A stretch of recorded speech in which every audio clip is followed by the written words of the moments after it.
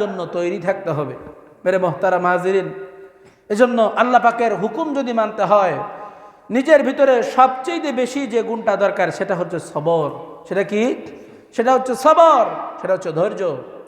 এই ধৈর্যের জায়গায় আল্লাহ তাআলা কোরআন কারীমের মধ্যে সমস্ত আমলের মাধ্যমে কোন আমলের মাধ্যমে কোন সওয়াব দান করবেন এটা আল্লাহ রাব্বুল কারীম বর্ণনা করেছেন বিভিন্নভাবে।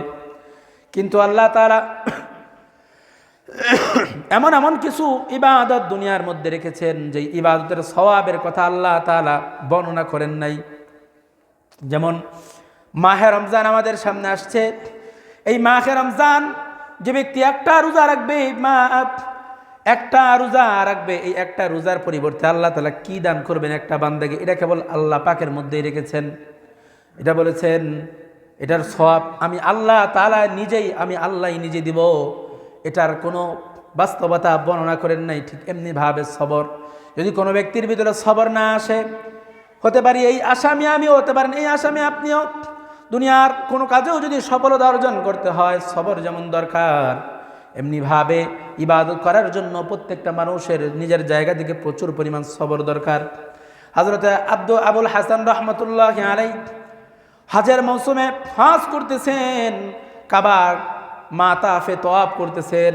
তওয়াফ করতে করতে করতে করতে একটা মহিলাকে দেখছেন যার মাথা থেকে পা পর্যন্ত বোরকা দিয়ে আটকানো।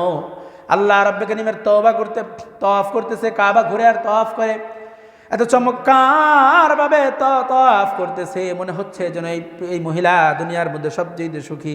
হযরত আবুল হাসান রহমতুল্লাহ আলাইহি বললেন, মা গো, আমার মনে হচ্ছে এই জমিনের উপরে আপনি সবচেয়ে বেশি সুখী মানুষ, আপনার জীবনে কোনোদিন বিপদের ছিঁড়ে ফোটাও লাগে নাই। হযরত আবুল হাসান রহমতুল্লাহ আলাইহি বললেন, দেখো আমাকে যে তোমার সুখী মানুষ মনে হয়েছে, মনে হয়েছে আমার জীবনে কোনো দুঃখ নাই, কোনো কষ্ট নাই, এটাই তো শুকরিয়ার বিষয়। কিন্তু বিপদের মাত্রা থেকে যদি গুণো, তাহলে আমার চাইতে বড় বিপদের মধ্যে আর কেউ নেই। কই এটা আবার কেমনে? দেখো কিছুদিন আগে আমার জীবন থেকে এমন একটা কাহিনী ঘটে গেল, যেই কাহিনী যদি দুনিয়ার অন্য কোনো মানুষের উপরে চাপায় দেওয়া হয়, ওই মানুষের ভিতরে যদি আল্লাহ রাব্বুল কারীমের প্রতি পূর্ণাঙ্গ ঈমান না থাকে, ওই আল্লাহর ঈমান না থাকার কারণে, আল্লাহর হুকুম না মানার কারণে সে এটা বহন করতে পারবে না। হযরত আবুল হাসান রাহমাতুল্লাহ আলাইহি ঘটনা জানতে চাইলেন। ঘটনা জানতে যাওয়ার পরে বলেন, কিছুদিন আগে আমার স্বামী একটা বকরি জবাই করে। এই বকরি জবাই করার পরে আমার এক সন্তানরে দেখায় দেয়, দেখো কিভাবে বকরি জবাই করে। এটা দেখানোর জন্য এক সন্তান শুয়ে পড়লো, আর একটা সন্তান তার উপর থেকে বকরি জবাইটা দেখাবে বিদায়ী ছুরি চালায় দিল। একটা সন্তানের হাতে একটা সন্তান মারা গেল, বুঝে নাই আসলে শত্রুতামি ছিল না, কিভাবে বকরি জবাই করতে হয় ও তো জানে না যে এই ছুরি দিয়ে যদি আমার ভাইয়ের উপরে এইভাবে জবাইয়ের জন্য ছুরি চালাই দেয়, সে দুনিয়ার থেকে বিদায় নিয়ে চলে যাবে। দ্বিতীয় সন্তানটা এই ভয়ে আবেগলুপ্ত হয়ে যদি পিতামাতা তাকে কিছু বলবে, এই জন্য সে পাহাড়ে চলে গেল। পাহাড়ে চলে যাওয়ার পরে আমার ওই সন্তানটাকেও একটা বাঘে থাবা দিয়ে হত্যা করে জঙ্গলে নিয়ে চলে গেল। দুইটা সন্তান আমার জমিন থেকে বিদায়। আমার স্বামী পাহাড়ে যাওয়া সন্তানটাকে খোঁজার জন্য যখন যায়, উত্তপ্ত রোদের মধ্যে পানির পিপাসায় আমার স্বামীও পাহাড়ের ভিতরে ইন্তেকাল করে। দুইটা সন্তান চলে গেল জমিন থেকে, আমার স্বামীও জমিন থেকে চলে গেল। এবার আমি তাদের স্বামীর এই খবর পেয়ে ঘরের সন্তান একবারে কোলের শিশুটাকে শোয়ায় রেখে আমি যখন চলে যাওয়ার পরে আমার এই ছোট্ট সন্তানটা হাঁপুড় দিয়ে গরম পানির পাতিল ধরে যখন টান দেওয়ার সাথে সাথে সেও পুড়ে ওই জায়গায় শেষ হয়ে যায়। আমার তিনটি সন্তান এবং পিতার কথা শুনে বড় মেয়েটাকে বিয়ে দিয়েছিলাম। এই বড় মেয়েটাও তার বাড়িতে শুনে বেহুশ হয়েও আমার বড় মেয়েটাও মারা যায়। আমার চারটা সন্তান দুনিয়ার থেকে বিদায় নিয়ে চলে গেছে, স্বামীটাও বিদায় নিয়ে চলে গেছে। আমি মনের দুঃখে এবার কেবলমাত্র এইভাবেই টিকে আছে, আর কিচ্ছু করার উপায় নাই আমার, আমি এইভাবেই টিকে আছি। তখন বললেন, এত কষ্ট এত পরিশ্রমের পরেও আপনি কিভাবে ধৈর্য ধরে আছেন? তখন বললেন যে দেখো, আল্লাহর প্রতি তো ঈমান এনেছি, আমি আল্লাহর প্রতি ঈমান এনেছি, আল্লাহ রাব্বে কারীমের হুকুম থেকে চুল পরিমাণ নড়াচড়াও করা যাবে না। এই নড়াচড়া করা যাবে না বিদায়ী এই আল্লাহর প্রতি ঈমান আনতে হবে, এই কথার উপরেই সবর করে এখনো পর্যন্ত জমিনের উপরে টিকে আছি। এর নাম হলো ঈমান, এর নাম হলো সবর, এর নাম হলো ঈমান, এর নাম হলো সবর। মেরে মুহতারাম হাজির, কথার দ্বারা উদ্দেশ্য হলো আজকে আমাদের কানে আজান যায় কিন্তু আমরা মসজিদে আসি না। আমরা এমনিভাবে প্রত্যেকটা কর্মশালায়, প্রত্যেকটা ক্ষেত্রতে আমরা আমাদের কাজগুলোকে বেশি প্রায়োরিটি দিই। এই কাজগুলোকে যদি বেশি প্রায়োরিটি দেওয়া হয়, মেরে মুহতারাম হাজিরিন, আপনার আমার বয়সের গতিধারা যদি এইভাবেই চলতে থাকে, কোনোদিন একজন ব্যক্তি এইভাবে কালেমার সহিত মরতে পারে না। আর একটা ব্যক্তি যখন এইভাবেই কালেমার সাথে মরতে না পারবে, ওই ব্যক্তি জাহান্নাম ছাড়া কোনো উপায় নাই।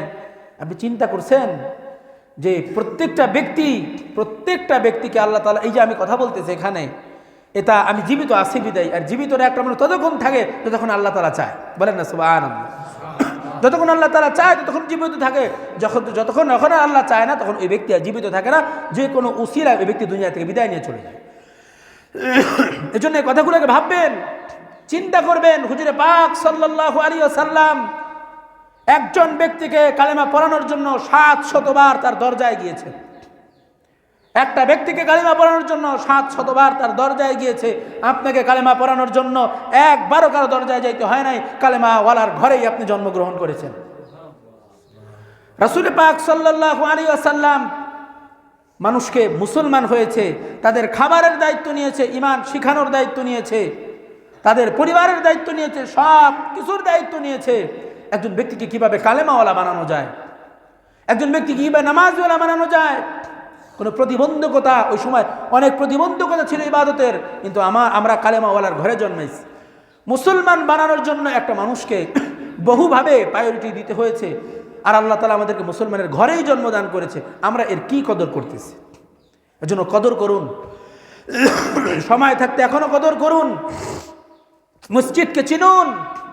সমাজের সবচেয়ে অবহেলিত, আপনার আমার কাছে সবচেয়ে বড় অবহেলিত হচ্ছে আপনার ভিতরে থাকা ঈমান, আমার ভিতরে থাকা আমার ঈমান। এটা হচ্ছে আমাদের কাছে সবচেয়ে বড় অবহেলিত জিনিস। একটা 2 টাকার নোটের যদি যে পরিমাণ মূল্য আপনার আমার কাছে আছে, আমাদের ঈমানের এতটুকু মূল্য আমাদের কাছে সত্য বলতে অনেক ক্ষেত্রে নাই। ঠিক কিনা বলেন? অনেক ক্ষেত্রে নাই। যে পরিমাণ মূল্য 10 টাকার নোটের আছে, এই পরিমাণ মূল্য অনেক ক্ষেত্রে আপনার আমার 2 রাকাত নামাজের নাই, মসজিদের নাই, কোরআনের নাই।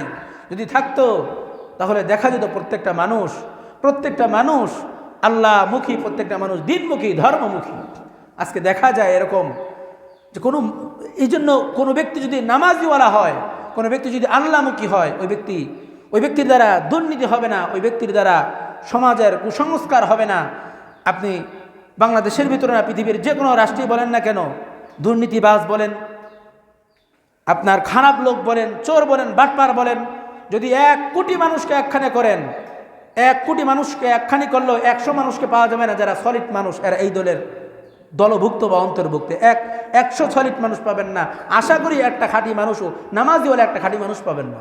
সুতরাং এই নামাজের পথে আসলে, এই কোরআনের পথে আসলে, এই মসজিদমুখী হলে এগুলা থেকে লাভ না ক্ষতি? অবশ্যই লাভ, দুনিয়ার লাভ, আখিরাতের লাভ।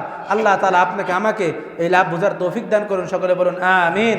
ওয়া আখিরু দাওয়ানা আলহামদুলিল্লাহি রাব্বিল আলামিন। যারা সুন্নাত পড়েন ক্বাবলা জুমআ 4 রাকাত সুন্নাত আদায় করুন।